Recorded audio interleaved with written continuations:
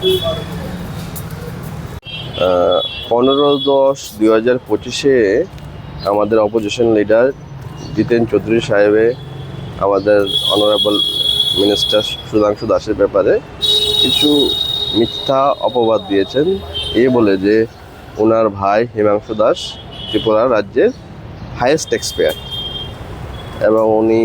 অনেক সম্পত্তির মালিক etcetera etcetera অনেক কিছু এলিগেশন দিয়েছে, যেই মর্মে আজকে আমি আমাদের সুধাংশু দাস স্যারের পক্ষে West Agartala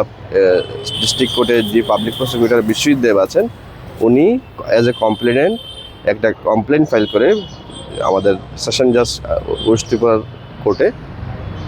against the Jiten Chowdhury opposition leader, যে উনি যে প্রেস বিবৃতিটা দিয়েছেন, একটা মিথ্যা বিবৃতি দিয়েছেন ওনার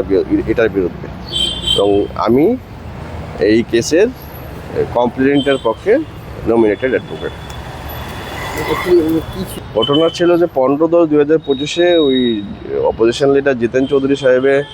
আমাদের অনারেবল মিনিস্টার সুধাংশু দাসের ব্যাপারে কিছু মিথ্যা কুরুচিকুর ওনাকে ডিফেম করার জন্য কিছু মিথ্যা অপবাদ দিয়েছেন, মিথ্যা কথা বলেছেন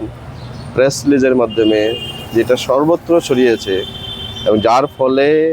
ওনার সম্মানহানি হয়, উনি ডিফেমড হন। এবং যদি সম্পূর্ণ মিথ্যা ভিত্তিহীন স্টেটমেন্ট উনি দিয়েছেন যে ওনার ভাই সুধাংশু দাসের ভাই হিমাংশু বাবু নাকি ত্রিপুরার হাইয়েস্ট ট্যাক্স পেয়ার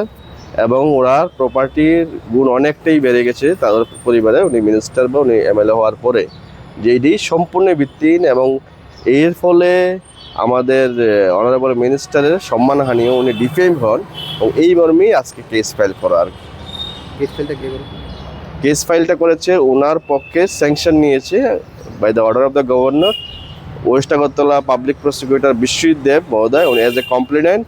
উনি কেস ফাইল করেছেন। আমি এই কেসের কমপ্লেনেন্টের পক্ষে এঙ্গেজড অ্যাডভোকেট।